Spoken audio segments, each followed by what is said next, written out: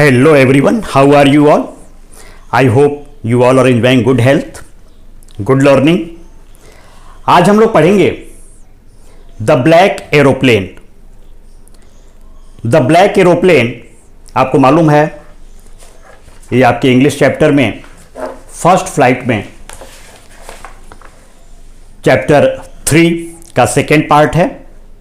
First part था his first flight जिसको हम लोगों ने डिस्कस किया. आज हम लोग डिस्कस करेंगे ब्लैक एरोप्लेन के बारे में, यानी एक ऐसा एरोप्लेन जिसका कलर ब्लैक था. इसको लिखा है फ्रेडरिक फोर्सिथ नाम के लेखक ने. ही वॉज बॉर्न ऑन 25 अगस्त 1938 इन एशफोर्ड, केंट, इंग्लैंड. तो इनका जन्म इंग्लैंड में हुआ था, केंट में.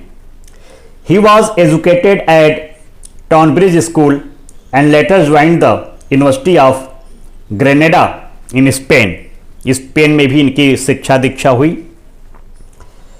इसके बाद ही ज्वाइंड द RAF यानी रॉयल एयरफोर्स, जो इंग्लैंड, ग्रेट ब्रिटेन का, यूनाइटेड किंगडम का एयरफोर्स है, उसे रॉयल एयरफोर्स कहते हैं. उसको इन्होंने ज्वाइन किया था as a jet fighter pilot. तो जो जेट होते हैं विमान, एरोप्लेन, बहुत तेज स्पीड में उड़ते हैं, उसके ये पायलट बने थे. इसके बाद ये जर्नलिस्ट बन गए, पत्रकार बन गए और BBC को इन्होंने ज्वाइन किया. BBC यानी ब्रिटिश ब्रॉडकास्टिंग कारपोरेशन को ज्वाइन किया इन्होंने 1965 में. और इसके बाद इनकी जर्नी स्टार्ट हुई. इस लेखक ने इस लेसन में द ब्लैक एरोप्लेन में ये बताया है. पहला पैराग्राफ देखिए बुक में. The moon was coming up in the east behind me and stars were shining in the clear sky. यानी कि जो मून था, जो चंद्रमा था, वो बिल्कुल चमक रहा था ईस्ट डायरेक्शन में, पूरब दिशा में.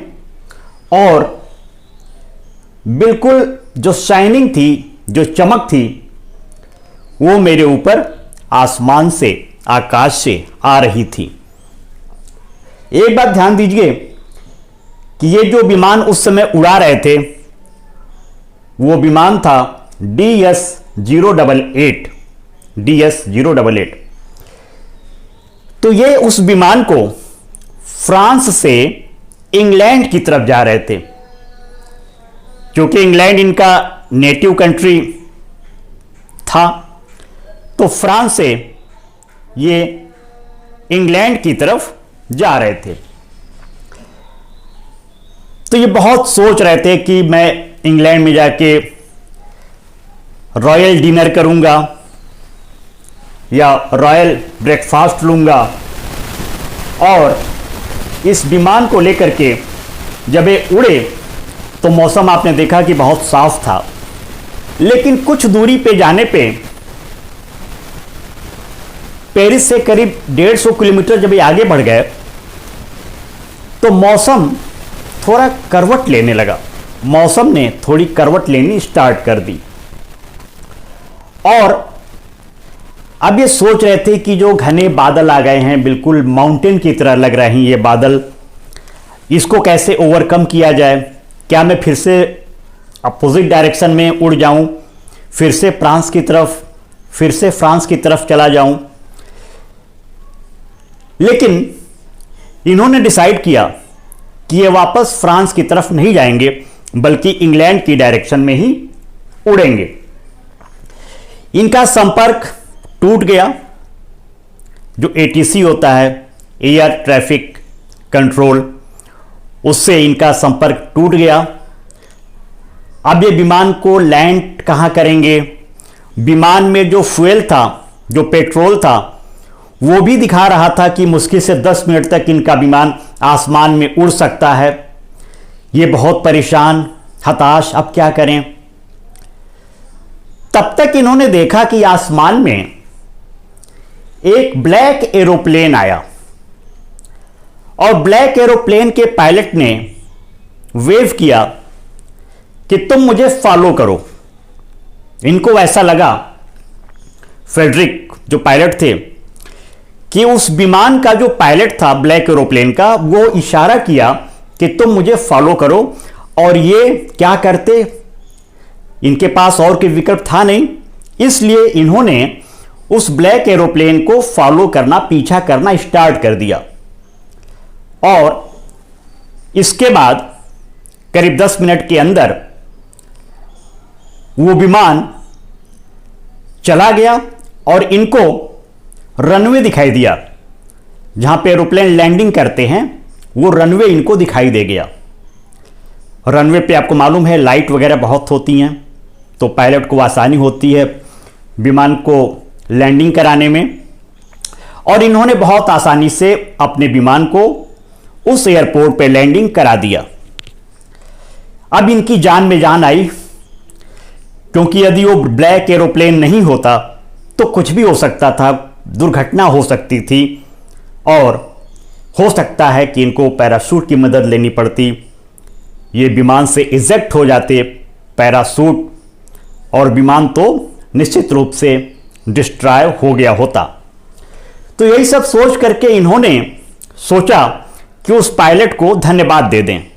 ये सब सोच करके उन्होंने सोचा कि उस पायलट को जिसने मेरी मदद की, उस इतने फीट की ऊंचाई पे इतने विपरीत परिस्थितियों में मुझे उबारा, उसको मैं चल करके एक बार धन्यवाद दे देता हूं, थैंक यू कह देता हूं।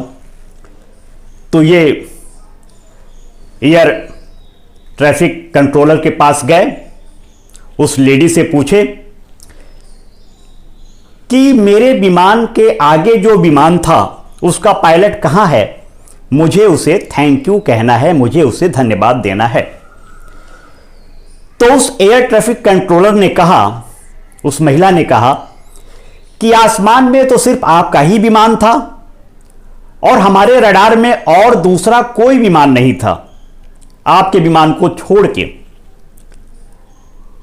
ऐसा कैसे संभव हो सकता है कि ऊपर आसमान में कोई ब्लैक कलर का एरोप्लेन जिसको आप फॉलो किए, ऐसा कोई विमान ऊपर नहीं था।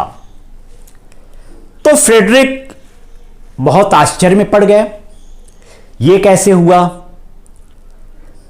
अगर विमान जो ब्लैक कलर का था वो आखिर कहां से आया? क्या कोई वो सुपर नेचुरल थिंग था? क्या ईश्वर ने मेरी मदद की? इस तरह के कई सारे प्रश्न इनके मस्तिष्क में घूमने लगे कि ये कैसे हुआ।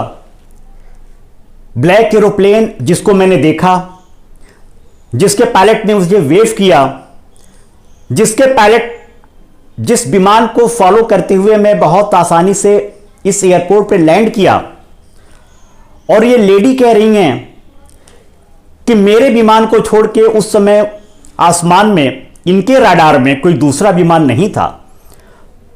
तो वो कौन था? क्या वो ईश्वर थे? क्या वो कोई देवदूत थे?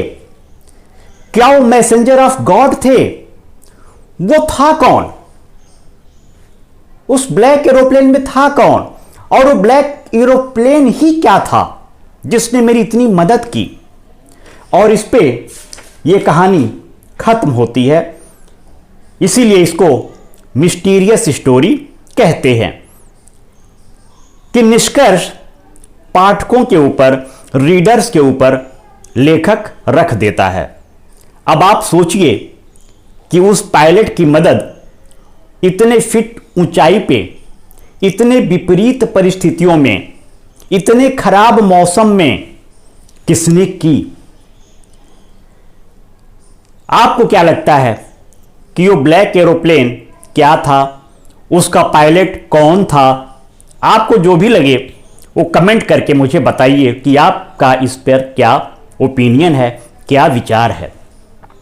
इस तरह से ये लेसन कंप्लीट होता है और इसके वर्ड्स मीनिंग बुक से क्वेश्चन आंसर या तो खुद लिखिए या तो वीडियो डिस्क्रिप्शन में जो लिखा है उसकी मदद लीजिए और बहुत अच्छे से परीक्षा की तैयारी कीजिए।